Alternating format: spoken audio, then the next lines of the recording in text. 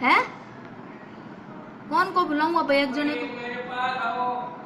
अब आपके पास कौन आएगा डरता? अब किसी को भेजूं?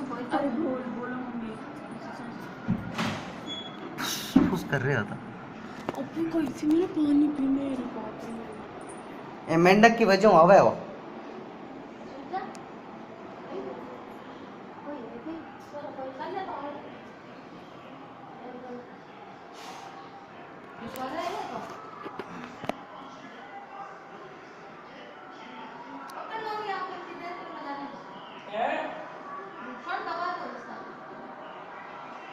दबरे को नहीं पापा सवाल।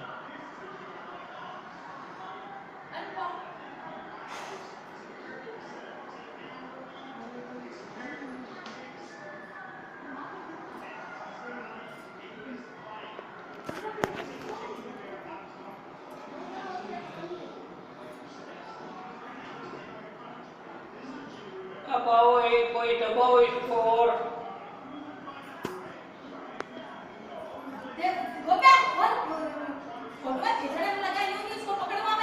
कैन पकड़ूं तो मैं मंडर लगे कदी काम भी पड़े सांप वाम पकड़न को छोटो मुंडो और ही रो।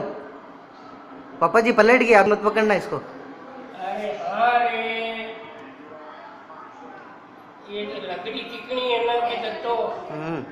ला ठंडा थी ला।